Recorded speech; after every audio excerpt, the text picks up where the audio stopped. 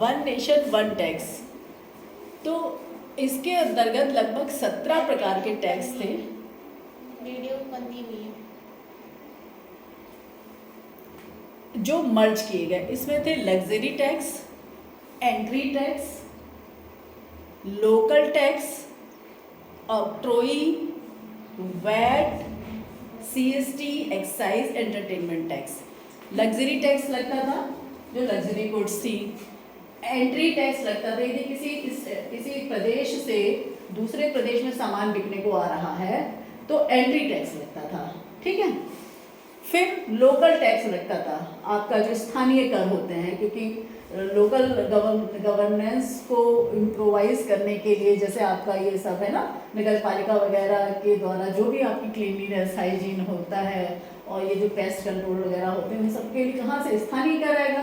तो जो पहले जो वस्तुओं पे कर, इतने सारे कर लग जाते थे एक साथ, तो इसमें करेक्शन में बहुत दिक्कत होती थी, बहुत सारी अथॉरिटीज़ बनानी पड़ती थी, उससे एडमिनिस्ट्रेटिव एक्सपेंसेस बहुत ज़्यादा बढ़ रहे थे। तो लोकल टैक्स लगता था। फिर चुंगी कर लगता था। चुंगी तो जानते हैं ना, चुंगी कर जो वो चौकी पे चुंगियाँ होती हैं ना, जिसपे माल जितना लोड जा रहा है उसके आधार पर कर लिया जाता है ना। तो entry tax, local tax, octroi tax, फिर उस पर एंटरटेनमेंट टैक्स लगता है, जैसे आप पिक्चर्स वगैरह देख, मूवी चलती हैं तो अब वो स्पेसिफिक टैक्स था, वो एंटरटेनमेंट टैक्स लग रहा है उस पर। फिर उत्पादन कर लगता था, जैसे ही वस्तु उत्पादन हुई पहले तो उस पर एक्साइज ड्यूटी लग गई, है ना। फिर वो उस पर अगर एंटरटेनमेंट है तो एंटरटेनमेंट लग गया, लग्जरी है तो लग्जरी टैक्स लग गया। एंट्री टैक्स भाई कहीं भी जाएगा, जहाँ पे उत्पादन होना वहीं तो माल बिकता नहीं है, वो तो चारों डिस्ट्रीब्यूशन के लिए जाता है, तो जहाँ पे वो सीमा क्रॉस करता है वहाँ एंट्री टैक्स लगा। फिर उस जगह का लोकल टैक्स है, ऑक्ट्रोई है, वैल्यू एडेड टैक्स उस पर लगता था कि जितना वैल्यू एडिशन करा, कि अर्थात अगर 50 रुपये का रॉ मटेरियल खरीदा है और 110 रुपये में कोई भी वस्तु बेची जा रही तो 60 रुपये का वैल्यू एडिशन हुआ, उस पर फिर वैट लगता था। तो सीएसटी लगता था, सेंट्रल सेल्स टैक्स। सीएसटी क्या है? सेंट्रल टैक्स, बिक्री कर। इतने सारे करों को उसमें मर्ज कर दिया गया है, तब हमने कहा जीएसटी, क्योंकि इसमें गणना में बहुत दिक्कत हो रही थी और जितने ही तरह के टैक्स है उतने ही डिपार्टमेंट्स क्रिएट करने पड़ रहे थे, उतना ही उन लोगों की सैलरी जाती थी, वेजेस जाती थी, जगह जगह से कलेक्शन। जितने आप स्टेजेस बनाते हैं उतनी जगह टैक्स एवेजन की संभावना बढ़ रही थी, करप्शन की संभावना बढ़ रही थी। तो इन सबको गवर्नमेंट ऑफ इंडिया ने मर्ज कर एक जीएसटी का नाम दे दिया, ठीक है।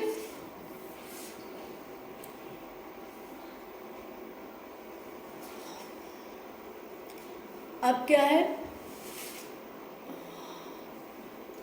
इसका, ये एक जीएसटी के लिए क्या होता है कि जो भी फर्म होती है जो बेच रहे हो तो उनको अपनी दुकान का रजिस्ट्रेशन कराना पड़ता है, क्योंकि जब तक कोई चीज़ रजिस्टर्ड नहीं होगी वहाँ से टैक्स का कलेक्शन नहीं हो पाएगा, ठीक है।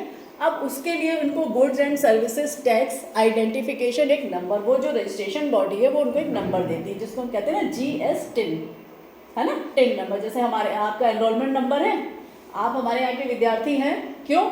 क्योंकि आपको एक एनरोलमेंट नंबर दिया गया है, आपने फॉर्म जमा किया, आपने फीस जमा करी, आपको हमने यूनिवर्सिटी में आपकी इन्फॉर्मेशन भेज दी। यूनिवर्सिटी को समझ लो जैसे कोई टैक्स कलेक्टिंग बॉडी है, हम क्या है, कॉलेज एक फर्म है, आपने यहाँ पर एक रजिस्ट्रेशन के रूप में आप आ गए, आप लोग फॉर्म से समझ लीजिए, हम रजिस्ट्रेशन बॉडी हैं, आपको एक एनरोलमेंट नंबर अलॉट किया गया। इसी एनरोलमेंट नंबर से आपके पास एडमिट कार्ड आते हैं, आपकी कॉपी पे आप भरते हैं, फिर वो, क्योंकि वहाँ बाई नेम तो आपको कोई नहीं जानता कि कौन शार्दुल क्या कौन क्या है, वो एनरोलमेंट नंबर जानते हैं कि इस कॉलेज में इतने बच्चे हैं, यहाँ से लेकर ये इस कॉलेज का एनरोलमेंट नंबर। ऐसे ही दुकानों को GSTN नंबर दिए जाते हैं। GST क्या है? एक इनडायरेक्ट टैक्स है, अप्रत्यक्ष कर है, ठीक है ना। एक कर कितने प्रकार के होते हैं? 2, प्रत्यक्ष और अप्रत्यक्ष। प्रत्यक्ष कर कौन से हैं? इनकम टैक्स और आपका कॉर्पोरेट टैक्स। बाकी सारे जो भी हैं अप्रत्यक्ष कर हैं, excise duty, custom duty and ये GST, ठीक है। तो अब ये जो गुड्स प्रोवाइडर स्टेट अथॉरिटीज़ हैं, service provider central board of excise and custom duty, ये स्टेट अथॉरिटीज़ और आपकी जो सर्विस प्रोवाइडर है वो central board of excise and custom duties वहाँ पर जाती है। ये है GSTN नंबर, इतना बड़ा आपका होता है, जिसमें दो पहले 22 नंबर ये जो अंक है ये स्टेट का कोड है, फिर ये यहाँ से लेके यहाँ तक ये इसका पैन नंबर है, ठीक है ना, पैन नंबर। बाकी ये जो है entry number the same PAN holder in a state, entity number of the same PAN holder in a, अब उसका कोई एक एंटिटी नंबर हो, यूनिक आइडेंटिटी होगी कुछ, जैसे हमारी आधार कार्ड और पैन कार्ड है, वैसे उनके एक यूनिक आइडेंटिटी, ये स्टेट का कोड हो गया, ये पैन हो गया, ये उनकी यूनिक आइडेंटिटी हो गई। फिर अल्फ़ाबेट है, ये एक अपना, ये उनकी सब मशीन की लैंग्वेज है जो उससे वो डिटेक्ट कर लेती है कि ये किसका है। तो इतना ये चीज़ें आपको उसमें से मिलती है। ये क्या है, inter state supplier goods services and input service distributor, person supplying OEI TDS, TDS deductor, person who supplies via e-commerce aggregate, those enjoying paying tax under reverse change mechanism। चलो फिलहाल इतना हो। अब क्या है कि GST हमने क्यों यूज़ करा, इसके क्या एडवांटेजेस हैं, है ना। तो ये था, इससे एक तो इंक्रीज इन फॉरेन इन्वेस्टमेंट, विदेशी आय में, विदेशी निवेश में वृद्धि हुई, क्योंकि अगर कोई भी निवेशक आपके यहाँ निवेश कर रहा है तो वो कोई प्लांट या फैक्ट्री डालता है निवेश बहुत बड़ी, उसके बाद जो वस्तु आ रही है उसकी समझ में नहीं आता था, क्योंकि उनके कंट्री में अलग तरह की व्यवस्था होती है, आपका कंट्री अलग है। अब इतने टाइप, जैसे अब तुम्हें कहीं पढ़ने भेजा जाए, यहाँ का सीधा सीधा सिलेबस तुम्हें समझ में आता है कि जी हमको तो हर उसमें दो पढ़ने हैं। अब किसी को और कंट्री में तुम चले जाओ, सपोज करो, अब वो एक सब्जेक्ट तुम्हें दे, हैं, फिर उसके अंदर 2 पेपर डाले, फिर उसके अंदर 4, 5, 6 और क्लासिफिकेशन कर दे, फिर और कर दे, फिर और कर दे, तो कोई समझ में आएगा? तो सिलेबस ही नहीं समझ में आएगा, तो वो हम नहीं पढ़ेंगे यहाँ पे। भले ही तुम्हारे माँ बाप के पास पैसा नहीं भेजने की, तुम्हारे पास बुद्धि भी है, लेकिन तुम्हें सिस्टम ही नहीं समझ में आ रहा है ना, उलझाव हो रहा है, तुम्हें लगता है वहीं का ठीक है। यही चीज़ इन लोगों के साथ भी होती है। और ये तो पैसे का मामला है, जिसे अगर हम समझ ही नहीं पाएंगे तो भुगतान करने में तो 3600 गलतियां हो जाएंगी। प्लस इसमें डिले इतना होता है, वो लोग हम लोगों की तरह थोड़ी होते हैं कि एक चीज़ के लिए 4 घंटे लाइन तो लगाना दूर, वो 4 मिनट भी वेट नहीं करते हैं, और यहाँ एक चीज़ के लिए 4 दिन चक्कर लगवाते हैं ऑफिस वाले। तो ये सारी चीज़ों से क्या होता है, विदेशी लोग हमारे यहाँ आकर निवेश नहीं करना चाहते थे, तो अब हमें उनको आकर्षित करना है, क्योंकि उनको विदेशी मुद्रा चाहिए, क्योंकि हम बहुत सारी चीज़ें बाहर से आयात करते हैं, तो और फिर पेट्रोल आयात करते हैं, कितना हमने ऋण ले रखा है, तो उसका भुगतान हमको उसी विदेशी मुद्रा में करना होता है। तो भाई विदेशी अगर नहीं आएंगे और वो यहाँ पर सामान नहीं बनाएंगे, क्योंकि उनका सामान क्वालिटेटिव होता है, उनके पास टेक्नोलॉजी होती है, तो उसको हम एक्सपोर्ट भी कर पाते हैं, प्लस उससे एम्प्लॉयमेंट भी क्रिएट होता है। अगर हमें उनकी मदद नहीं मिली तो फिर भाई तो बड़ा चक्कर हो जाएगा। अगर सपोज करो आप लोग यहाँ पे अच्छे स्टूडेंट्स जैसे आना बंद करना है, तो हमें लगेगा ना 40-50 रह जाए कि भाई आखिर क्या करें, जब बच्चे ही नहीं आ रहे, बच्चे ही नहीं आ रहे, कॉलेज खत्म हो जाएगा। तो फिर आप कुछ ऐसे नियम बनाओगे ना, भाई हम सोचेंगे, पब्लिक से पूछेंगे आखिर क्यों नहीं स्टूडेंट है, उसे क्या परेशानी हो रही है, तो फिर उससे उन परेशानियों को दूर करने के लिए हम नई व्यवस्था लेकर आएंगे, है ना। यही चीज़ GST के साथ है, ठीक है ना। ये प्रश्न उठने चाहिए कि आखिर क्या ज़रूरत होती है चेंजेस की, उसके पीछे ये रीज़न है। तो उससे इंक्रीज इन फॉरेन इन्वेस्टमेंट, ये आपका इंक्रीज हुआ। वन टैक्स सिस्टम हुआ, जब एक प्रणाली हो जाती है तो समझने में बोधगम्य होती है और इम्प्लीमेंटेशन में बहुत आसान हो जाता है, ठीक है। दूसरा था less compliance to be followed, कि जो हमें इसके लिए ना बहुत कम जो प्रोसीड्यूरल हर्डल्स थी, जो मतलब एडमिनिस्ट्रेटिव इसके लिए व्यवस्था थी, वो बहुत कम करनी पड़ गई। कम चीज़ों से ही हमें ज़्यादा रिवेन्यू मिलने लग गई, ठीक है ना। अब क्या है, सिंपल एक्सेस हो गई, आसान हो गया GST को लेना भेजना। भाई फर्म को भी तो जाना पड़ता है ना उस ऑफिस में, गया उसने एक जगह सारी अपनी एंट्री करा दी और चला आया, क्योंकि जितने लोगों के पास जाओगे वो अपनी तरह से आपको तंग करेंगे। अगर आप बिल्कुल सही काम कर रहे हो तो उसमें इतनी इन्फॉर्मेशन मांगी जाएगी, गलत कर रहे हो तो कुछ नहीं, बस नोट दे दो सब सही। देश इस तरह का होता जा रहा था। तो एक सीमा होती है ना गिरने की किसी भी चीज़ की, जैसे आप खाई में भी गिरोगे तो गिरते गिरते गिरते एक जगह जाके तो रुक जाओगे ना। यही चीज़ करप्शन के साथ भी होगी, धीरे धीरे चीज़ों में सुधार आने लगा है ना, कि कितनी बर्बाद हो गए, कहीं तो जाकर रुकेगा ना, उसके बाद तो आपको रिफॉर्म करना ही करना है, या तो आप खत्म हो जाओगे या अपने आप को रिवाइव करोगे। ठीक है, तो ये चीज़ होगी एफिशिएंसी इन लॉजिस्टिक्स। इससे मतलब जो आपके रख रखाव में, सामानों को रखने में और इन सब चीज़ों में बहुत एफिशिएंसी आई। ठीक, वो टैक्स कलेक्शन में, जो भी आपके लेजर कीपिंग में, उन सब में बहुत एफिशिएंसी आई। ठीक, अब जैसे हमने आपको कोर्स मटेरियल दे दिया, आपको एक लिंक दे दिया, अब आपके व्हाट्सएप पे वो लिंक पड़ा है, आप गए, आपने नहीं पढ़ा, आपको जिस दिन जाए ना आपने लिंक खोल के उस चीज़ को पढ़ लिया, तो ये आपके लिए बहुत अच्छी व्यवस्था है या नहीं है? वैसे तो होगा भाई हमने लेक्चर पढ़ा लिया, जब ये चीज़ें नहीं थी हम लिखते थे हाथ से, उसमें आधी राइटिंग समझ में आ रही है, आधी नहीं समझ में आ रही है, टीचर की राइटिंग लिखने में कितना समय जा रहा था, तो उतना हम आपको समझा तो नहीं पाते थे। जितना लेक्चर हम दे रहे हैं उसका 25 रह जाता है जब आप ब्लैक बोर्ड में लिखते हैं, क्योंकि हम पहले लिखेंगे, फिर आपकी ओर जाएंगे, फिर आप उसे पढ़ेंगे, तब हम एक्सप्लेन करेंगे। इसमें तीनों क्रियाएं एक साथ होगी, ये मेहनत हमने पहले कर ली। ठीक है, जब आप नहीं आए हमने लेक्चर बना लिया है कि चलो भाई जिस दिन आएंगे, क्योंकि एक नया टॉपिक है, हो सकता है किताबों में आपको अच्छी तरह से ना समझ में आए, इसलिए मैंने सिर्फ बना दिया, क्योंकि जो चीज़ें किताबों में समझी जा सकती है मैं सोच लेती हूँ कि आप पढ़ लेंगे उसे, जो टिपिकल है वो मैं समझाऊंगी। ठीक है, तो lift for the lesser developed states, बहुत सारे स्टेट्स इसमें जो व्यवस्था की गई है आईजीएसटी की, वो व्यवस्था अपने आप में बहुत यूनिक है। इससे क्या हुआ, जो पिछड़े प्रदेश थे, जैसे ये है हमारा उत्तराखंड है, बहुत सारा यहाँ पे कहाँ मैन्युफैक्चरिंग होती है, जो भी माल आया वो बाहर से आकर बिक गया। अब होता क्या था, यहाँ ना तो एम्प्लॉयमेंट क्रिएट हो पा रहा था, ना जो सेल्स टैक्स की रेवेन्यू थी वो मिल पा रही थी, तो दोनों ओर से देश का नुकसान और प्रदेश का, जबकि पब्लिक खरीद यहाँ की रही है। अब सरकार ने क्या कहा है कि बनेगा जिस देश में, जिस प्रदेश में, वहाँ तो उत्पादन कर मिल जाएगा प्रदेश की सरकार को और केंद्र सरकार को, और वहाँ एम्प्लॉयमेंट मिल जाएगा। यदि आप हमारी पब्लिक को बेचने आ रहे हैं तो उस वस्तु पर जितना टैक्स जीएसटी कलेक्ट हुआ है, उसका जो आईजीएसटी का भाग है वो आपकी ही प्रदेश की सरकार को मिलेगा। तो ये नहीं कि जेब से अब पैसे तो आपके जा रहे, टैक्स कुछ नहीं आ रहा सरकार के पास भी। जब तक सरकार के पास टैक्स नहीं आएगा, आपके घर घर के पास नलों में पानी कैसे पहुंचेगा, आपकी सड़कें कैसे बनेंगी, आपके यहाँ सफाई कैसे होगी, आपके यहाँ हॉस्पिटल्स वगैरह में जो क्लीनलीनेस है और जो सड़कों पे सफाई होती है वो कैसे होगी, है ना? ठीक है, तो अगर ये सब नहीं होगा तो फिर कैसे होगा? तो ये जो जीएसटी के तहत आईजीएसटी की व्यवस्था है, ये अपने आप में मार्वेलस है।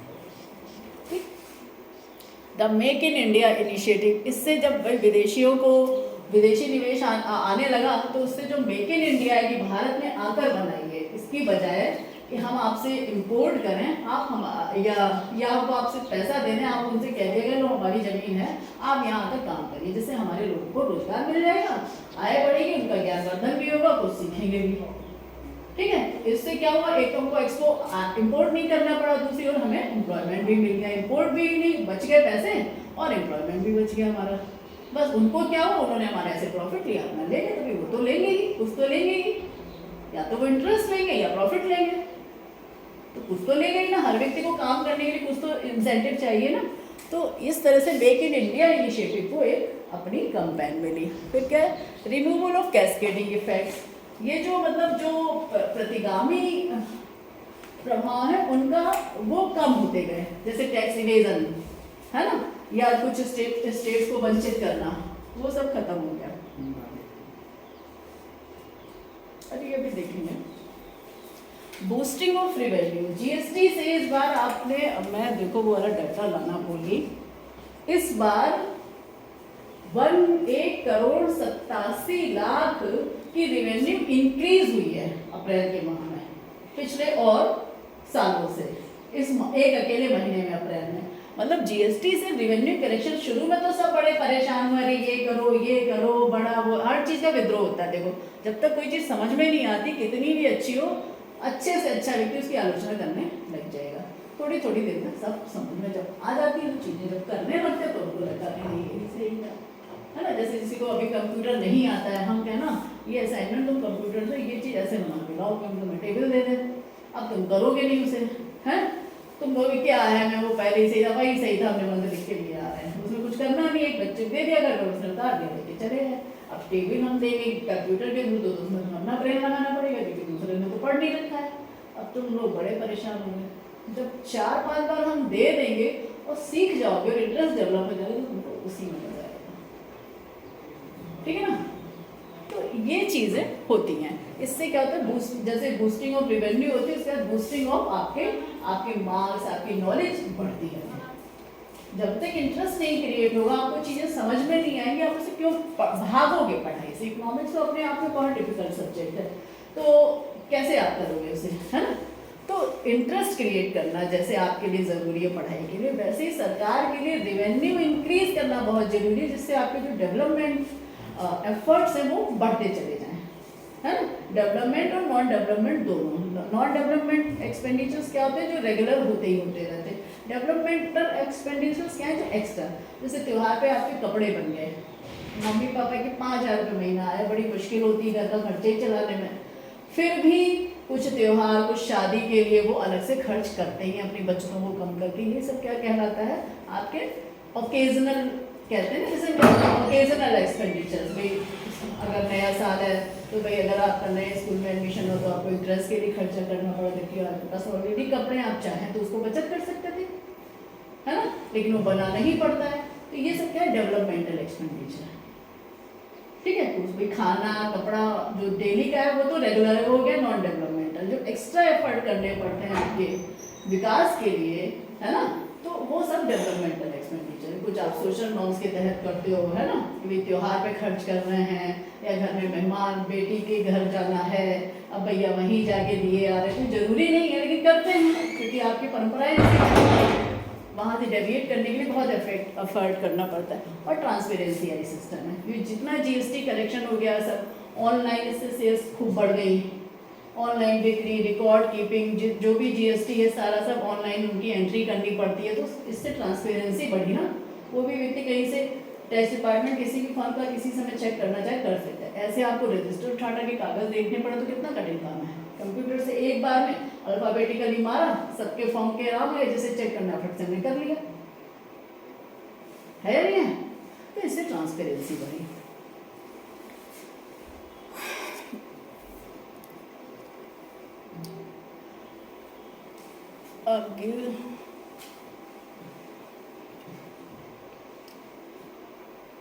ये मैंने ऑलमोस्ट आपको समझा ही दिया।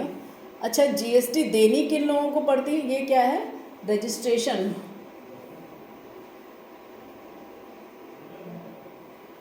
जिनकी 20 लाख रुपए तक की आमदनी है सालाना, ठीक है, सालाना जो लोग 10 लाख रुपए का जिनका टर्नओवर है, क्रय विक्रय, उनको रजिस्ट्रेशन, 20 लाख का टर्नओवर है।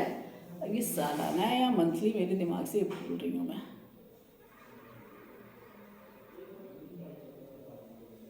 आई थिंक एनुअल ही होगा, तो उनको रजिस्ट्रेशन से वो लोग बाहर है। जैसे सियालदे में आपकी जो जितनी भी शॉप है, कोई भी जीएसटी इनके अंतर्गत नहीं है, कोई जीएसटी नहीं पे करता क्योंकि इनका टर्नओवर इतना ज़्यादा नहीं है ना, ज़्यादा से ज़्यादा, लेकिन 10-20 लाख है ना, हाँ, मतलब 1.5-2 लाख के ऊपर हो तो ये लोग कोई कहते ही नहीं है कि हमारा महीने का टर्नओवर इतना ज़्यादा है। मतलब टर्नओवर मीन्स इतनी सेल्स रेवेन्यू, है ना, बिक्री इतनी होनी चाहिए, तो वो नहीं है। तो ये लोग इस कैटेगरी से बाहर हैं। जो 20 लाख के ऊपर जिनका पूरा टर्नओवर है, विक्रय आय, तो वो उनको रजिस्ट्रेशन कराना पड़ता है। ठीक है? तो जैसे इनकम टैक्स में भी ऐसी एग्जेम्पशन लिमिट है कि 7 लाख के अंदर जो कमा रहे हैं उनको टैक्स नहीं देना है, लेकिन 7 लाख 1 रुपया तो उनको टैक्स देना होता है। ऐसे ही उनके साथ है, यहाँ 20 लाख की छूट है। ठीक,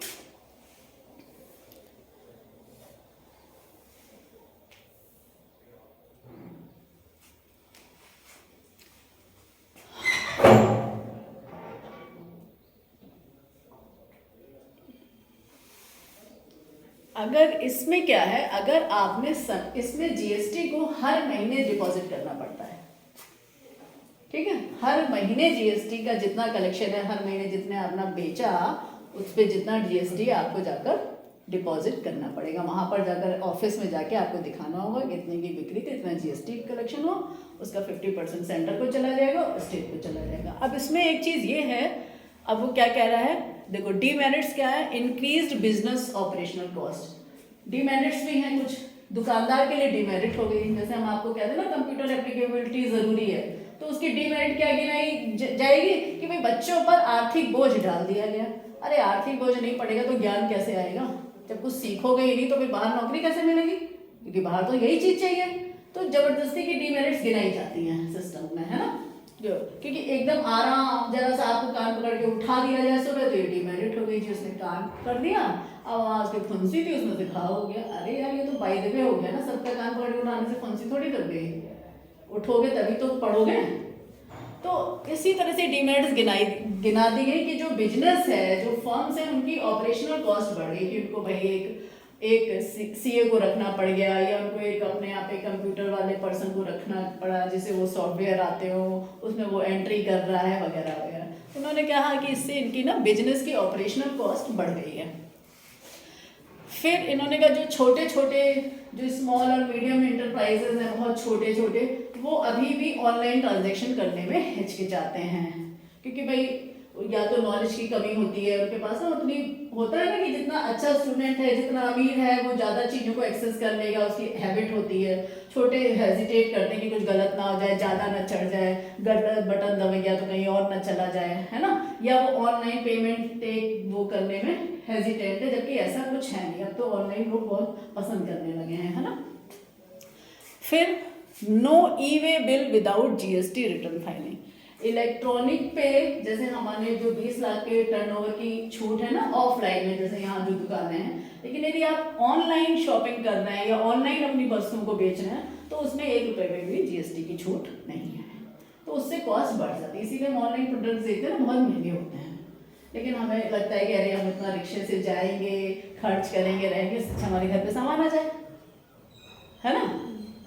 भाई अगर आप डेली बाजार जाने में भी तो तैयार हो, रिक्शा करो, ऑटो करो, निकलो, फिर उतना टाइम नहीं है। टाइम जैसे हम ही लोग हैं बाहर जॉब कर रहे हैं, हमारे पास यहाँ तो कुछ मिलता नहीं है, यहाँ तो एक नॉर्मल गुड्स मिलती है। अब आपको फैब्रिक खरीदना है, आपको कॉस्मेटिक्स खरीदने हैं, घर के लिए कोई चीज़ सही करानी है या कोई पार्ट मंगाना है ना, तो टाइम की इतनी कमी है, हम भैया इसे ऑर्डर दे देते हैं, घर पे आके वो ठीक होता है, सामान रख जाता है, पैसे देने जाते हैं। तो कॉस्ट भी बढ़ रही है, लेकिन इसमें समय कम खपत हो रही है। अब आपके लिए जो इम्पोर्टेंट है कर लीजिए, यदि आपको पैसे बचाने हैं तो आप बाजार चले जाइए, और यदि समय कम है तो ऑनलाइन कर लीजिए, ये आपकी चॉइस, ठीक है। Late return filing can result in penalty. जैसे आप लोग असाइनमेंट सही समय पे अगर सबमिट नहीं करेंगे तो भैया 2000 रुपये की पेनल्टी लगेगी, जाओ यूनिवर्सिटी में जाके जमा करो। भाई आपके पास फालतू पैसा है तभी तो आप लेट करेंगे,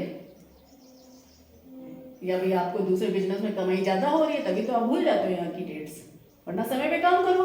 तो जब तक पेनाल्टी नहीं लगेगी सिस्टम सुधरेगा कैसे? दोनों चीज़ें तो नहीं चलेगी ना, कि उधर हमें रेवेन्यू का लॉस हो रहा है, इधर आपको आराम पे आराम दिए जा रहे हैं। तो ये इन्होंने डीमेरिट्स गिनाई हैं, जरा सा कंधों पे बोझ पड़ा वो डीमेरिट हो गई, जहाँ पर फायदा मिलना चाहिए। तो कोई भी एक्शन ऐसा तो नहीं होगा जिससे सिर्फ फायदा ही फायदा हो। अगर हमें भी न्यू टेक्नोलॉजी से अगर हमें कहा जा रहा है कि आपको हम पढ़ाएं, तो ये क्या हमें आती थी? क्या हम जब नौकरी कर रहे थे तो हम लोग इनका प्रयोग तो नहीं करते थे, कंप्यूटर को हाथ भी नहीं लगाया था। लेकिन सारी चीजें समय के साथ अपडेट करनी पड़ती है ना, क्योंकि शिक्षा किस लिए हम प्राप्त कर रहे हैं? इस समाज के साथ चलने के लिए ही तो प्राप्त कर रहे हैं ना शिक्षा, ठीक है। जॉब तो एक अलग है, अगर हमें जॉब नहीं भी करनी है, आपकी जो न्यू जनरेशन आएगी, सपोज करिए आपकी बहुत अच्छी मैरिज होती है आज जहाँ है वहां से, और आपके पास इतना पैसा है कि आप अपने बच्चों को कॉन्वेंट में पढ़ा रहे हो, बाहर पढ़ा रहे हो, तो वो इतना कुछ सीख कर आएगा, आप में उसमें कितना डेविएशन हो जाएगा नॉलेज में। उस स्थिति से भी तो निपटने के लिए आपको शिक्षित होना और अपने आप को अपडेट करना बहुत जरूरी है। नहीं तो फिर बच्चों की नजरों में माँ बाप बिल्कुल वो ऑर्थोडॉक्स और पुराने जमाने के हो जाते हैं, फिर वो एक समय तक रेस्पेक्ट करते हैं, उसके बाद आप उनके लिए केवल सर्विस सप्लायर रह जाते हैं। ये एक बहुत बड़ी चीज हमने बता दी है, इसलिए अपने आप को अपडेट करना बहुत जरूरी होता है। बच्चों से तेजी से, आपको ये नहीं कि मैरिज हो गई इसके बाद खत्म जी हमें क्या जानना है, यही गड़बड़ियां हैं। जो रेस्पेक्ट्स में कमी हो रही है उसके पीछे की भी बहुत बड़ी वजह, एक वजह है, हम ये नहीं कह रहे बहुत सारी। जनरली देखते नहीं कि बड़े होकर लोग माँ बाप को बस हाँ एक हृदय से कम हो जाता है, बस एक कर्तव्य रह जाता है ना। लेकिन दोनों चीजें रहनी चाहिए ना, क्योंकि शुरू में वो आपसे इतने छोटे होते हैं, सब कुछ आप उनसे ज्यादा जानते हो। जैसे ही ये गैप खत्म हो जाता है, केवल वहाँ कर्तव्य रह जाता है, हृदय से भाव खत्म होने लगते हैं, है ना। तो इसलिए भी ये सारी चीजें हैं ना कि कुछ डिमेरिट्स को बर्दाश्त करते हुए हमको उनको कोप अप करना ही करना है ना। मेरिट्स क्या है जो सरकार के लिए, हाँ दुकानदार के लिए जिससे फायदा क्या हुई है, तो चलो बोझ पड़ा। अब क्या हो गया है कि जो आप रॉ मटेरियल लेते हैं, कोई भी चीज बिना रॉ मटेरियल के मैन्युफैक्चरिंग में या किसी भी इंडस्ट्री में आप कोई सामान लाओगे, उसी को तो प्रोसेस करोगे ना।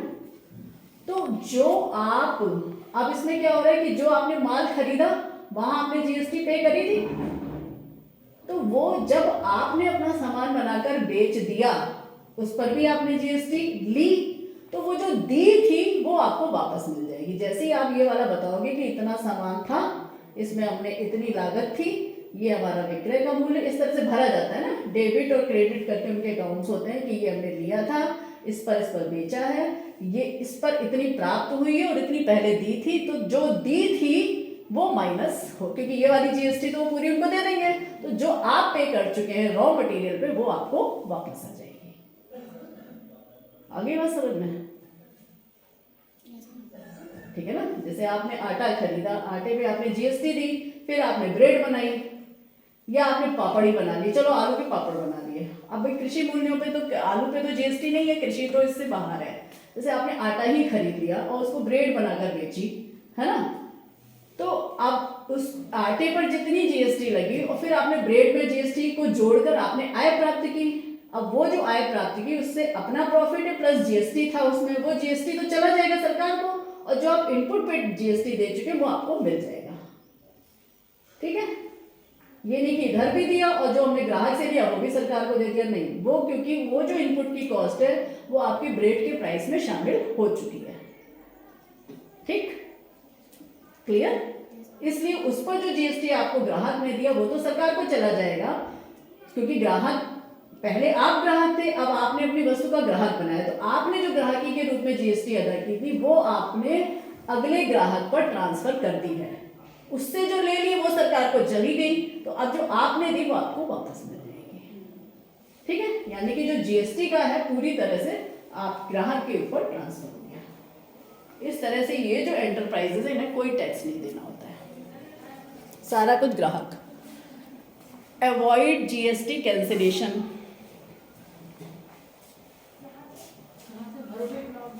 क्लेमिंग, हाँ चूंकि इनपुट टैक्स क्रेडिट होता है इसलिए ये लोग जीएसटी को देने से हिचकिचाते नहीं हैं, क्योंकि जब तक तुम्हारा रजिस्ट्रेशन नहीं होगा, तुम बताओगे नहीं कि इतना हमने माल बेचा और इतनी हम पर आपको जीएसटी सरकार के नाम पे जा रही है, तब तक पिछला इनपुट टैक्स आपको मिलेगा नहीं, है ना। ऐसा नहीं है कि आप ऐसे कुछ भी कह दोगे, आपको रिकॉर्ड दिखाना पड़ेगा इतना, इसीलिए हर महीने इसकी एंट्री हो रही है। इस महीने हमने इतना खरीदा, इस पे दिया, इतना माल बिका, अभी हमारी पिछली वाली क्रेडिट करिए, ये वाली लीजिए। तो इस तरह से क्या होता है, फिर लोग जीएसटी जाकर देते हैं, इसीलिए जीएसटी की ग्रोथ हो रही है रेवेन्यू में। पहले क्या होता था, हर तरह से लोग भैया सामान ले जाओ और बिल चाहिए पक्का वाला, अब तो इतने पैसे और पर देने पड़ेंगे तुम्हें। अब ग्राहक है नहीं तो फिर रहने दो, अब पैसे तो उसने उतने ही ले लिए, अपनी जेब में रख लिए, सरकार को गए नहीं, है ना। भाई ग्राहक से मान लो 10 रुपया ज्यादा लेता, अगर वो बिल पक्का लेता, ऐसे उसने शायद 6 रुपए ज्यादा ले लिए होंगे तो कम कर दिए। ग्राहक को क्या पता चल रहा है, कौन इतना सोच रहा है कि इस पे कितना टैक्स है, पता चले उनकी जेब भर रही है, ग्राहक के पास से आगे थोड़े से कम सरकार खाली हो रही है, और गरिया सरकार को, सरकार ये नहीं करती, सरकार वो नहीं करती, कहाँ से करेगी यार, पैसे होंगे तभी तो। आप तो सारा इवेजन कर रहे हो बीच में, समझ में आ रही है बात। तो सरकार की भी बड़ी मजबूरियां होती है, जैसे हम ही लोग हैं, हमें लगता है चलो आज इनका ये कार्यक्रम कराए बच्चों का, अब बच्चा एक तो इतनी दूर से आ रहा है, कायदे से आपको जो सर्टिफिकेट्स मिलते हैं इसकी जगह नकद पुरस्कार मिलना चाहिए, है ना। उससे कुछ होता है ना कि आप अपनी कुछ चीज बढ़ा दोगे, कागज की सर्टिफिकेट्स तो इकट्ठे रखना है वो एक अलग चीज है, वो आपको एक संतोष देता है कि हाँ आपके अंदर ये प्रतिभा है, ये एक संतोष है, उसमें दोनों चीजें हैं, संतोष भी है और आर्थिक सुख की भी प्राप्ति है। कि बच्चे को क्या चाहिए इस समय, आपको हम प्रमोट करना है, अब आपको फर्दर ज्ञान ऐड करना है, तो सर्टिफिकेट से तो नहीं ऐड हो जाएगा, उसके लिए आप उस पैसे से कोई चीज़ खरीद लोगे ना, कोई बुक खरीदो या उसके साथ में एक बुक आपको दी जाए, है ना, कोई नॉलेज की कोई चीज़ दी जाए, तब तो उससे एडिशन होगा ना नॉलेज में। हमने अपनी प्रतिभा का प्रदर्शन इसीलिए तो किया है कि इतनी तो है, अब और आगे आगे बढ़ानी है। तो यदि हम जीते हैं तो आगे बढ़ाने के लिए कुछ साधन चाहिए ना। क्लियर हो रही है ना मेरी बात? तो ऐसा होना चाहिए, लेकिन क्या करें, पैसा नहीं, कोई मैडम लोग अपनी जेब से तो खरीद के देंगे नहीं, सरकार इतना बजट दे, अब इतने बजट कहाँ से आएंगे सरकार के पास? इतने तो 36 तो कॉलेज खुले हुए हैं। अगर यही एक यूनिवर्सिटी में हो, एक जगह व्यवस्था हो और एक लैब बना दी जाए 100 बच्चों की, उस पर कम खर्चा आएगा, जगह जगह लैब बनाई जाएगी 15-15 बच्चों की, तो ज़्यादा खर्चा आएगा, एक पे कम आएगा। जाके सबने अटेंड कर लिया, एक दूसरे से सीख भी लिया, एक वातावरण बना, एक दूसरे को देख के कॉलेज आने में भी मजा आता है। कॉलेज में ना आने का ये तो आपके साथ डिस्टेंस तो है ही एक कारण, क्योंकि नंबर ऑफ स्टूडेंट्स इतने कम है, जैसे 4 है, आपको ज़्यादा लोग दिखे नहीं तो आपको लगता है छोड़ो। और जब भीड़ होती है ना तो मज़ा आता है। मेला देखने में कितना मज़ा आता है, खूब सारे लोग होते हैं, चलो ऐसे आपको लगता है हम जा रहे हैं, हमें मैं पकड़ लेंगे, कहीं पूछने ना लगे। तुम लोगों ने पूछना बंद कर दिया क्योंकि तुम लोग आते नहीं हो। अभी डेली क्लास चलेगी तो दोनों ओर से होती है, जो हमने पढ़ाया है हमें इनपुट वापस मिलना चाहिए, आउटपुट जो हमने इनपुट डाला उसका आउटपुट हमें कल सुनाई देना चाहिए, तब हमें पता चलेगा कि आप पढ़कर आते हैं, क्योंकि वन साइडेड टीचिंग तो नहीं होती ना। तो यही ये सारा सिस्टम है, आ रही ना। ऐसी avoid notice of default, avoid levy, भाई अगर आपने नहीं जीएसटी जमा की तो आप पे पेनाल्टी पड़ेगी, पेनाल्टी पर भी इंटरेस्ट बढ़ता चला जाएगा। तो ये सारी मेरिट्स हैं, तो इन सबको अवॉइड करने के लिए लोग रिटर्न्स टाइम पर फाइल कर देते हैं। ठीक, जैसे सही समय पे आ जाओ तो असाइनमेंट के फालतू पैसे नहीं देने पड़ेंगे। एग्जामिनेशन में आप अपीयर हो गए तो अगला बैक पेपर के लिए फीस नहीं देनी पड़ेगी, नहीं तो उतना टाइम भी जाता है, उतना पैसा भी जाता है, फायदा क्या होता है? क्लियर? अभी पढ़ने का मन है?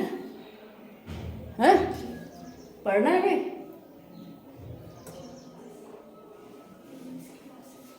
इंग्लिश की क्लास है, चलो कर लो, फिर बाद में करेंगे, ठीक है? तो कैसी लगी आज की क्लास? हाँ हाँ,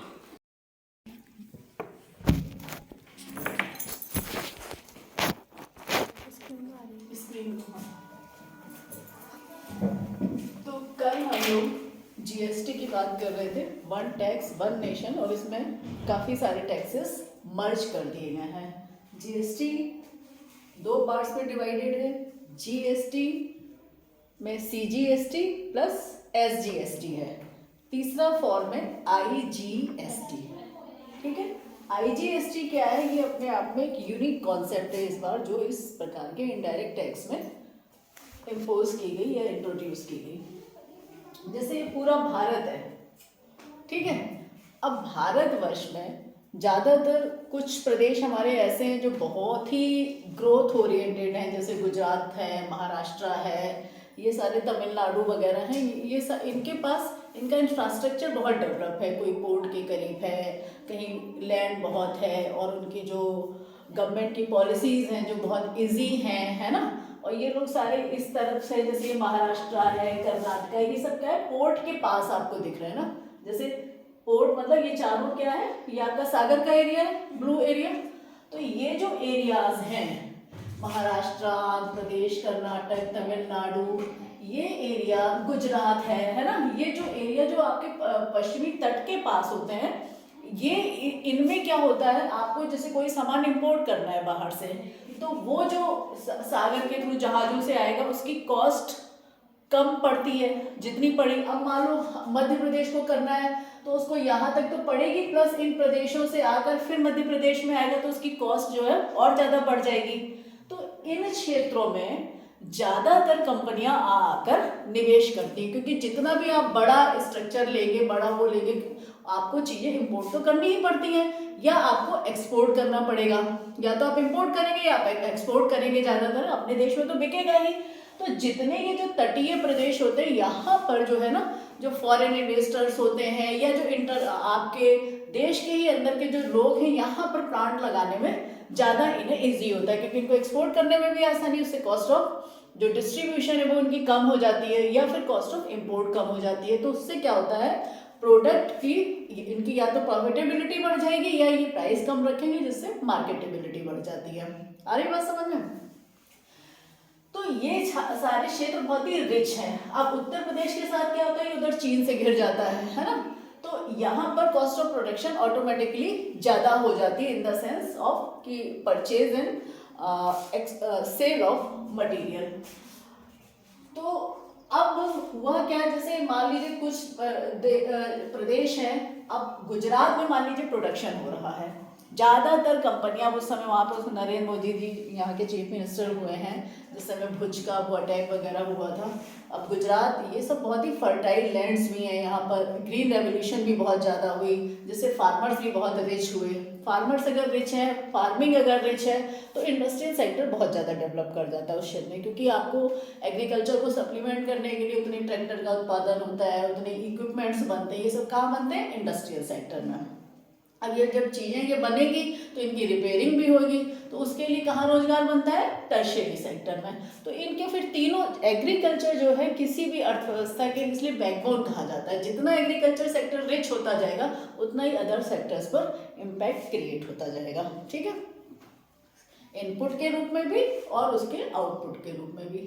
इनपुट समझ गई, इनपुट कि फार्मिंग को जो सप्लाई होगी मैन्युफैक्चरिंग से ऑफ इक्विपमेंट्स, केमिकल्स, फर्टिलाइजर्स, है ना, कंटेनर्स, बैग्स, पैक, स्टोरेज, ये सारी चीज़ें टर्शरी और सेकेंडरी सेक्टर से मिलेंगी एग्रीकल्चर सेक्टर को।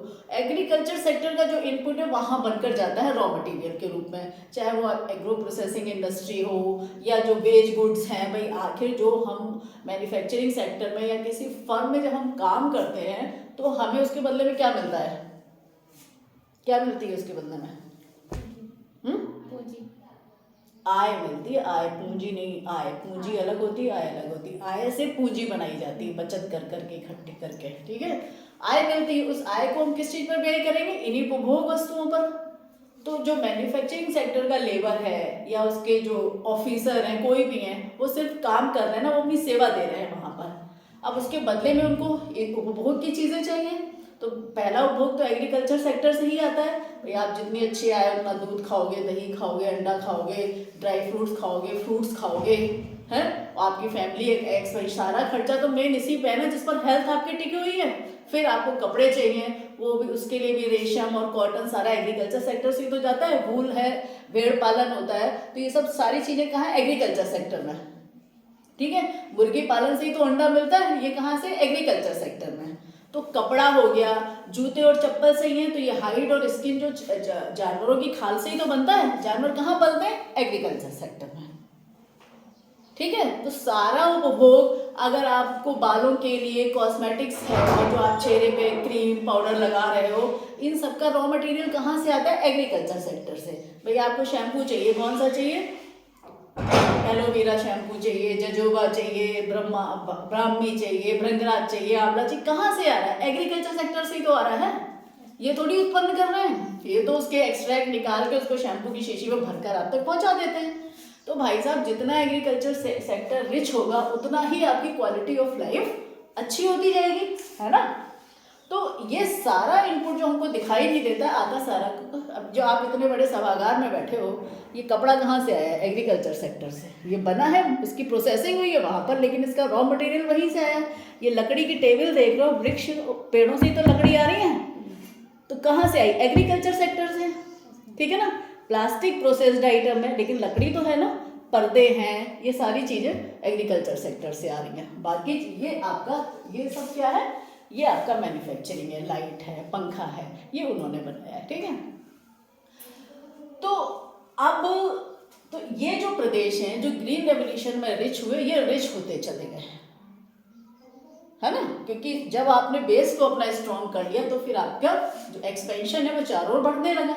तो ज़्यादातर मान लो, अब सपोज करो ज़्यादातर इंडस्ट्रीज गुजरात में आ गई। जैसे गुजरात का अमूल मिल्क तो सभी लोग जानते हैं, सारा ये जो अमूल की पैकेजिंग हो रही है दूध की, गुजरात से ही तो है, वहीं तो इसका पहला वो लगा था। बाकी उन्होंने जगह जगह अपने प्लांट्स लगा दिए, वो बात अलग है।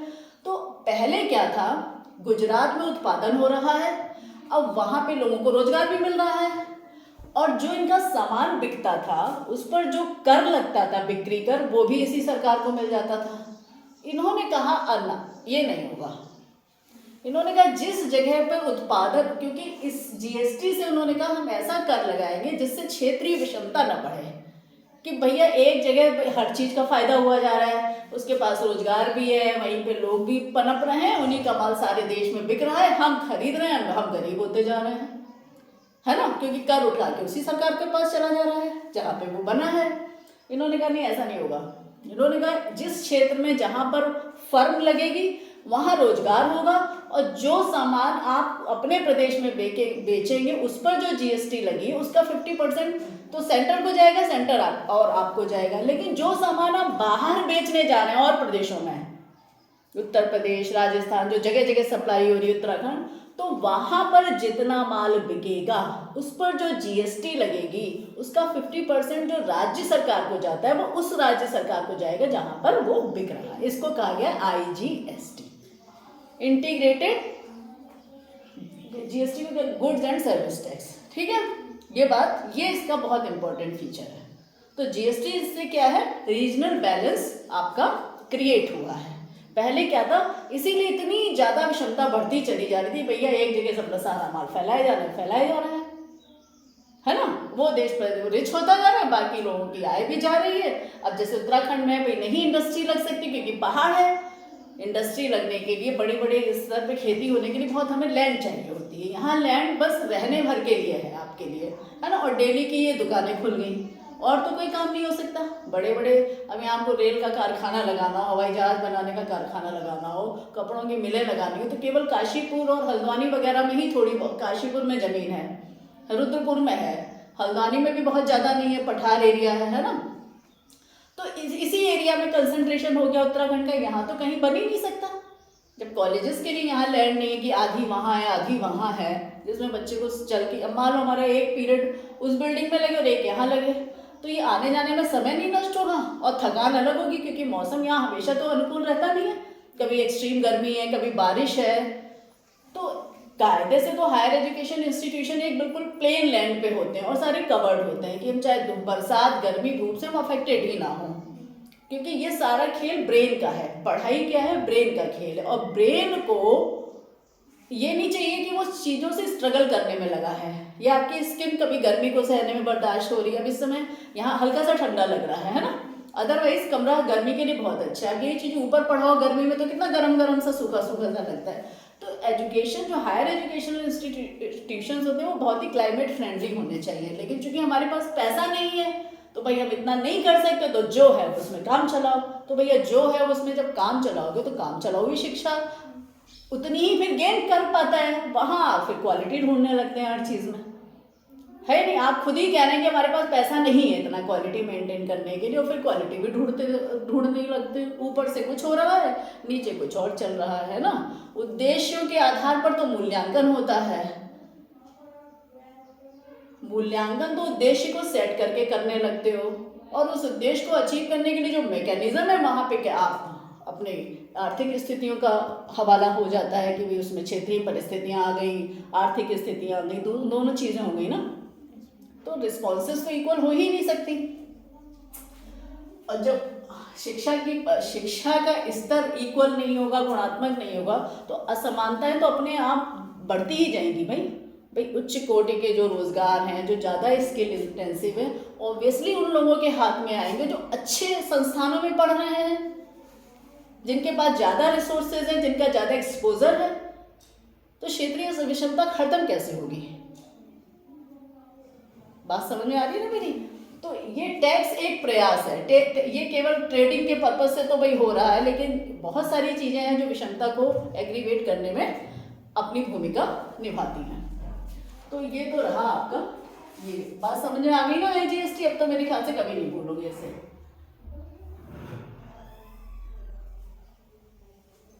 Standard GST rates.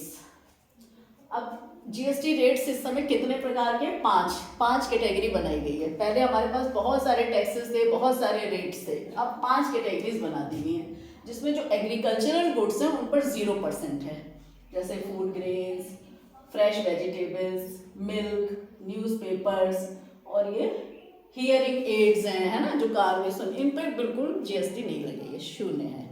ये अपनी कॉस्ट प्राइस पे और प्रॉफिट के साथ आपको मिलेंगे, ठीक है, इन पर कोई जीएसटी नहीं है। अब 5% जो सबसे लोएस्ट रेट है जीएसटी का, वो किस पर लगा है? टी एंड कॉफी, चाय वगैरह पे, जो आप, ये तो आवश्यक चीजें हैं जिन्हें करनी है। इसके बाद टी एंड कॉफी में थोड़ा सा आपका शॉप मिक्स हो जाता है ना, क्योंकि इसके बिना ऐसा तो नहीं कि आप रह नहीं सकते, है ना। जब आपके पास थोड़े पैसे ज़्यादा होते हैं तो आप थोड़ा सा और एडिशन करते हो ना अपने कंजम्पशन बास्केट में। तो आपने टी एंड कॉफ़ी पीना शुरू करा, शुगर का इस्तेमाल शुरू करा, है ना, मिल्क फूड ज़्यादा लेने लगे, जो आपके सारे बेबीज़ के लिए है, मेडिसिन है, कोयला है, और जो आपका सिलेंडर है ना, हाउस होल्ड यूज़ के लिए, और ये क्या, रिन्यूएबल एनर्जी डिवाइसेस, जो आपकी एनर्जी, रिन्यूएबल एनर्जी डिवाइसेस में क्या कहा जाएगा, एकदम से ध्यान क्यों नहीं आ रहा है। ऊर्जा के जो स्रोत हैं परंपरागत और नॉन परंपरागत, तो जो नॉन परंपरागत होते हैं वो, उनको आप वो कर सकते हो ना बार बार, जैसे सोलर एनर्जी है, ये एक रिन्यूएबल है ना। वाटर क्या है, रिन्यूएबल तो है, लेकिन उसमें जब तक हम पेड़ वगैरह, जैसे वाटर क्या है, रिन्यूएबल सोर्स है ना, आप पानी आता है, इवेपोरेट होता है, फिर वर्षा की बूंदों के रूप में आ जाता है, लेकिन इसके लिए हमको बस ये है कि पेड़ पौधे जो एब्जॉर्ब करें हीट को, वो बहुत चाहिए होते हैं ना। तो ये सब रिन्यूएबल सोर्सेज ऑफ एनर्जी हैं, इन पर 5% लगाई गई है ना, टैक्स। अब उसके बाद थोड़ा और क्वालिटी बढ़ी, तो बटर है, फ्रूट्स हैं, जूसेस हैं, ये सब आपको ये डिब्बाबंद फ्रूट्स और जूसेस मिल जाते हैं, है ना, बायोगैस, फर्टिलाइजर, कैंडल्स, लेदर की गुड्स हैं, जो चमड़ा, यूटेंसिल्स, ये इस तरह से कैटेगरी बना के इस पे 12% कर दी गई है, ठीक है ना। इसीलिए बटर बड़ा महंगा है। फ्रूट के जो जूसेस आते हैं, जो रियल जूस और ये सब है ना, इन पर है 12%।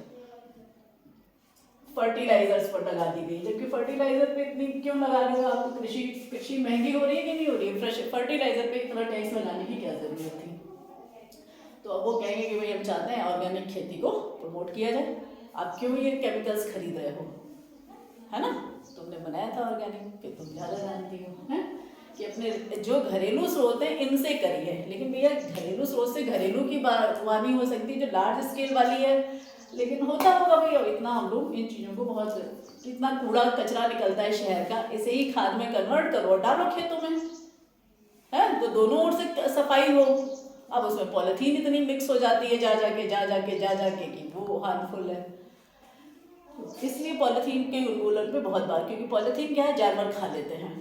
भैया आपने पूरा फल वल के छिलके समेटे उसमें बांध दिया, अब गैया खोल खोल के तो खाएगी नहीं, उसने तो पूरा मुंह मार दिया, अब वो पॉलीथीन उसके पेट में पहुंची, सारा जो दूध पी पी के खुश हो रहे हैं ना लोग, वो सब जहरीला दूध होता जा रहा है, और ये बाद में पता चलती हैं। दुनिया भर की बीमारियां होने हमें पता ही नहीं चलता, हम तो, हमें लगता है हम तो सुबह उठते हैं, मॉर्निंग वॉक भी कर रहे हैं, ये भी कर रहे हैं, क्यों पेट में दर्द हो रहा है, ये सारी चीज़ें हैं जो क्रिएट कर रही हैं।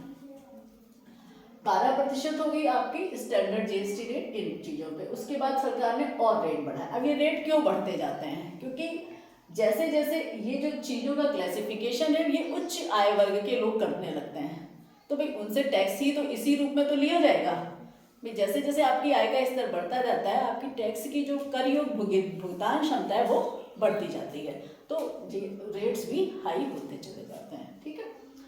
फिर इन्होंने टूथपेस्ट है, रिफाइंड शुगर है, ये सब ब्राउन शुगर और दुनिया भर के आ रहे हैं ना, केमिकल फ्री शुगर जो कैटेगरी बना दी है, मोटे दाने वाली शुगर, इन पर, और टूथपेस्ट है, इस पर 18% जीएसटी चल रही है। अब सब नीम की दातुन क्या करो घर में बैठ के खाली ये सारी आपकी जेब कट कर रहे हैं।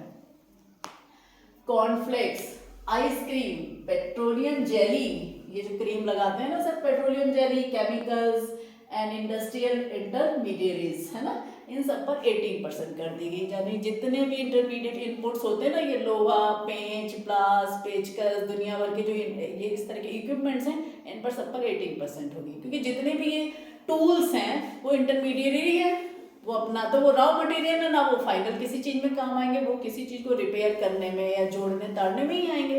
ये सारी 18% पे ला दी, ये सबसे ज़्यादा कॉस्ट को बढ़ा रही है देखा जाए तो, ठीक है। फिर जो लग्जरी गुड्स हैं, जैसे एयर कंडीशनर, रेफ्रिजरेटर्स, ब्यूटी के जितने भी प्रोडक्ट्स हैं, कॉस्मेटिक्स, जैसे हम अभी आपको बता रहे थे, है ना, मेकअप प्रिपरेशंस, ब्यूटी पार्लर्स वगैरह के जो भी है ना सर्विसेज पे भी इन पे भी लगा दिया गया है। सैनिटरी वेयर, ये सब आपके कमोड अमोड जो सारे बिक रहे हैं ना, जो बाथरूम्स में नल और फिटिंग्स हैं, ये सब लग्जरी गुड्स हैं ना, क्योंकि ये तो स्टाइल है भाई, एक सामान्य से नल से भी वैसा ही पानी आता है, या आप बढ़िया सा मिक्सचर लगा के स्टाइलिश नल लगाएं वो भी पानी आता है। तो स्टाइल में आप तब जाते हैं जब आपकी आय ज़्यादा होती है। तो इन चीज़ों पर 28% की जीएसटी लगाई गई है। ठीक है। पहले टैक्स रेट्स बहुत हाई थे, 35% थे तक थे, चले गए थे। तो रेशनलाइजेशन भी हुआ है, कैटेगरी भी हुई है ना। अब क्या है, here is what gets cheaper after GST revisions. क्या क्या चीजें सस्ती हुई, क्या क्या चीजें सस्ती हुई थी, क्या क्या महंगी हुई थी। ये था प्रीवियस जीएसटी स्लैब। जीएसटी में ना 2017 में लागू हुआ, लेकिन जुलाई 18 में फिर कुछ जैसे होता है नहीं, बहुत सारे जो एसोसिएशंस होते हैं, ट्रेड एसोसिएशंस होते हैं, ग्रुप्स ऑफ इंटरेस्ट होते हैं, उन्होंने मिलकर कहा कि इस पे ये करिए, इस पर वो करिए। तो इस पर काफ़ी ज़्यादा रिफॉर्म हुई। वो जो मैंने स्ट्रक्चर बताया वो आफ्टर रिफॉर्म्स है। उसके पहले क्या स्थिति थी, कौन सी महंगी ज़्यादा थी, क्या था, ये जुलाई 18 जो मैंने अभी बताया था पिछला, वो 18 के बाद का है। ये 17 में जब इम्पोज की गई जीएसटी तो ये स्ट्रक्चर था, 12, 12, 12, 12, 12 और 18 पे था। फिर जब नेगोशिएशंस के बाद इन चीज़ों को सस्ता किया गया। ये जितने भी आप रेड बार देख रहे हो, ये पहले वाला जीएसटी का स्ट्रक्चर है। जितना येलो बार है वो आफ्टर रिफॉर्म्स 18 जुलाई 18 से इम्पोज किया गया। तो ये चीज़ें इसके बाद सस्ती की गई, इन पे 5% में लाए, 18 वाला 12 पे आया। तो ये सरकार का आपका वो एक ये पार्टिसिपेटरी अप्रोच है ना सरकार की, कि भाई आप हर चीज़ पे नहीं ध्यान दिया, नेगोशिएशंस हुए, लोगों ने कहा इस चीज़ को ऐसे करिए तो उसने करा, है ना। ऐसा नहीं कि सरकार अपनी डिक्टेटरशिप चला रही है या मनमानी कर रही है। तो ठीक है, ये क्लियर हो गया है। इसमें तो बहुत ज़्यादा कुछ एक्सप्लेन करने की जरूरत नहीं है। अब ये है जीएसटी बिल, कि जीएसटी के बिल बनते कैसे हैं।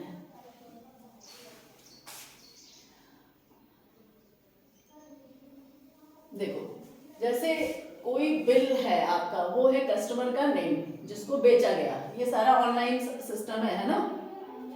स्टेट है आंध्र प्रदेश, पैन नंबर उसका लिखा हुआ है, इनवॉइस नंबर यानी कि बिल की जो कॉपी है उसका नंबर लिखते हैं। फिर वो कस्टमर नेम है, कस्टमर का जीएसटीएन यानी कि किसी फर्म को वो बेच रहा होगा, है ना। तो फर्म कस्टमर दो प्रकार के हो गए, एक तो हम लोग होते हैं, एक होती है फर्म्स वगैरह जो उस माल को प्रोसेस करके आगे बनाती हैं। तो कस्टमर का जीएसटीएन नंबर, क्योंकि अगर ये कस्टमर अपना जीएसटीएन नंबर नहीं देगा, जैसे कोई फर्म है तो इसने जो इस माल पर जीएसटी पे किया है इसको इनपुट के रूप में वापस नहीं मिलेगा, तो इसलिए ये देते हैं। ठीक है, जैसे हमने आप लोग की स्कॉलरशिप है, क्या दिया जाए कि भाई आपका ये नंबर है और आप पूरा पास हो गए, तो जब आप चले जाएंगे तो आपकी जो क्वेश्चन बनी है वो हम वापस कर देंगे, हैं। तो अब जो कोई ऐसी स्टूडेंट आ जाए, फर्जी आ जाए और एजुकेशन लेके चला जाए, तो इस तरह की चीज़ें नहीं हो पाती हैं। तो उसको और पैसा ले लिया, उसने पूरा एनरोलमेंट नहीं कराया, पूरी प्रोसेस को फॉलो नहीं किया, तो उसकी चीज़ें नहीं मिलेंगी, है ना। तो इसको आप वैसे ही समझना है, इनपुट क्रेडिट को क्वेश्चन मनी की तरह से। अब आइटम्स क्या है, कंट्री ऑफ सप्लाई क्या है, इंडिया में सप्लाई हो रही है। ठीक है, place of supply Andhra Pradesh, यानी कि आंध्र प्रदेश में ही का ही ये दुकानदार है, आंध्र प्रदेश के ही कस्टमर को वो दे रहा है। ठीक है, कौन कौन से आइटम है, ड्राई फ्रूट का पैक है, इस पर कितने प्रतिशत थी, 12% या 18% तो कुछ थी ना। तो फिर अच्छा, इस पे लिखा था फ्रेट, अच्छा सबका फ्रेट दिया हुआ है, ये रेट ही होगा, फ्रेट आइटम जीएसटी। अच्छा, फ्रेट पे अलग से लगाई गई है, ड्राई फ्रूट का पैक पे जीएसटी, प्लस इसको जो पहुंचाया है तो उस ट्रांसपोर्टर को जो किराया दिया है उस पर भी जीएसटी लगी हुई है ना, कि सर्विस है ना, तो उस पे उसका भी रेट है, उस रेट से भी उसको भुगतान किया, बाकी वो करा। तो हर का फ्रेट साथ में सेफ्रन। ड्राई फ्रूट्स है, क्वांटिटी कितनी है, ये 200 क्या लिखी है पता नहीं, 200 किलो होगी, कुछ भी होगा, 200 पैकेट्स, पैक है ना, पैक होंगे, पैक। रेट आइटम कुछ नहीं दिया है, डिस्काउंट टैक्सेबल, सीजीएसटी दिया है 6% और 12% की कैटेगरी में है ड्राई फ्रूट वाला पैक। तो इस पर सीजीएसटी क्या है, 200 की क्वांटिटी पर 6% और 6% आपका जीएसटी है, SGST, ठीक है। एक जीएसटी में एक कैटेगरी है यूडी जीएसटी, यानी कि यूनियन टेरिटरी में बेच रहे हो तो कोई यूटी जीएसटी कहेंगे, और आप वैसे प्रदेशों में बेच, जैसे दिल्ली यूनियन कैटेगरी है, पौंडीचेरी है, अंडमान निकोबार, गोवा, ये सब क्या यूनियन टेरिटरी, तो वहां पर जीएसटी के आगे यूटी लगा देंगे, यूनियन टेरिटरी, और हमारे जो स्टेट है वो एस उनके जीएसटी के आगे एस लग जाएगा, ठीक है। तो ये हो गया, सेस कुछ नहीं है, टोटल ये है। अब इन्होंने फ्रेट करा है -1, क्योंकि क्वांटिटी नहीं है, इस 500 रुपीज़ है, 500 पे 6% 30 रुपीज़ का ये सेंटर को गया, ये स्टेट को गया, ठीक है। तो ये हो गया 560, ठीक। अब इसी तरह से इनका ये 4200 का ये सेफ्रन गया है, और 210 इस पे लगा है, तो टोटल जो कॉस्ट आ गई है 4970, ठीक है। 4970 में 4200 और 500 ये फ्रेट, ठीक है। 4700 रुपए का तो टैक्सेबल अमाउंट ये वो कर दिया गया है, इस पर टोटल टैक्स आया है 270, टोटल इनवॉइस आई 4970, ठीक है। 60 रुपए ये टैक्स था यहाँ पर, और 210 ये है, तो 270 रुपए का टैक्स हो गया, ठीक। बिल जो कॉस्ट ऑफ प्रोडक्ट है वो 4700 होती, तो इस तरह से पूरी इनवॉइस बन गई। 270 में 50% सेंटर के पास चला जाएगा, 50% स्टेट के पास। आ रही बात समझ में? ये विद इन द स्टेट था। ये 200 रुपए में जहाँ पे रेट 0 लिखा है, तो वो 200 का 200 ही हो गया।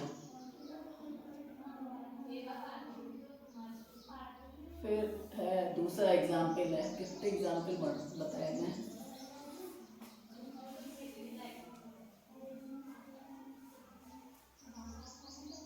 देखो आउटपुट जीएसटी से इनपुट जीएसटी माइनस हो जाएगी, ठीक है। जैसे हमने कल ब्रेड का एग्जाम्पल दिया था ना आपको, कि आपने कोई मान लो कोई भी रॉ मटेरियल खरीदा, अब आप उसमें जो आप बेच रहे हो उसको जिस कीमत पर, उसमें जीएसटी शामिल है, वो जीएसटी आपकी आय का भाग नहीं है, वो सरकार को चली जाएगी। अब उस चीज को बनाने के लिए आपने जो रॉ मटेरियल खरीदा है उस पर जो आप जीएसटी पे करके आए वो माइनस हो जाएगी, तो GST on output minus input GST, total GST payable. आ रही बात समझ में? ये किसी दुकानदार के लिए है, जो आपने भुगतान किया है कर का, माल को बनाने के लिए जो आप रॉ मटेरियल पे जो भुगतान किया है, वो जब अपने फाइनल प्रोडक्ट को आप जो बेच देंगे, उससे जो आपने जीएसटी ली है, उस जीएसटी से इनपुट वाली जीएसटी माइनस कर दी जाएगी। क्लियर?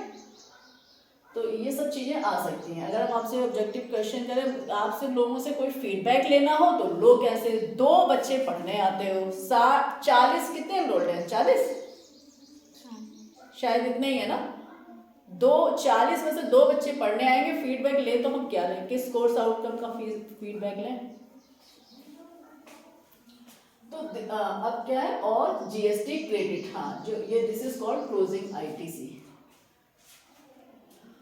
ये क्या है, example of input credit tax, product A, product B, product C, taxes paid on purchase of product A, taxes में टैक्स ऑन आउटपुट ₹480।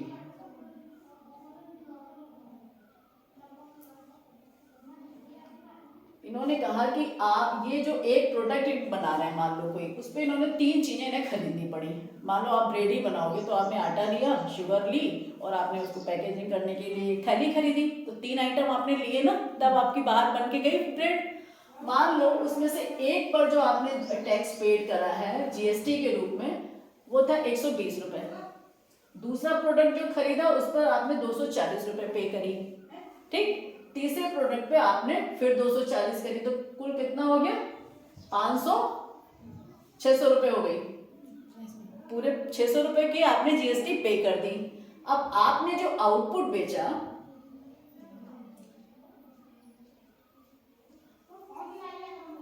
जो आउटपुट पर आपने टैक्स लगाया वो था 480। मान लो कोई कितने का, जैसे आपने 600 रुपए तो कॉस्ट जुड़ी गए, अब आपने 600 प्लस 480 यानी कि 1080 रुपए में सामान बेचा, तो 600 तो आपका ये वाला था, प्लस 480 आपने जीएसटी लगाई, तो उसमें से जो आपने लगाई 480 और ये 600 आपने पेड करा, तो ये 120 आपके में क्रेडिट हो गए। ठीक है, केवल आपको 480 पे करेंगे आप। जो आपने फाइनल प्रोडक्ट पे जो जीएसटी आपने ग्राहकों से वसूली है वो जीएसटी चली जाएगी सेंट्रल और स्टेट को। जो जीएसटी आप पे करके आ रहे हैं वो आपकी वापस आ जाएगी। ठीक है, तो 600 minus 480 rupees 120। Clear? Yes ma'am.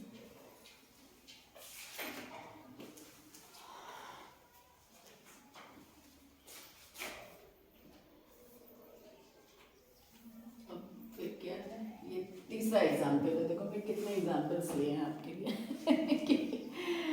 Your customer है, ये यार बड़ा ही टिपिकल है, इसे छोड़ दें। Your customer, your supplier. उधर से सप्लायर मतलब उधर से आप माल ले लो, इधर आप बेच रहे हैं कस्टमर को, है ना। तो वो ये दिखा रहा है कि कैस कितना आप पेमेंट कर रहे हैं, फिर सेल इनवॉइस में क्या आ रहा है, फिर कितना उसी चीज को थोड़ा और अच्छे से बता देगा। मुझे लग रहा है इतना सारा आप लिख भी नहीं पाओगे। अब क्या है, शेयर ऑफ द पाई। अब ये एक ऐसी टेंटेटिव डेटा है कि पर्टिकुलर ईयर में जीएसटी का कितना हिस्सा किस किस स्टेट को मिला जो वहां से कलेक्ट हुई।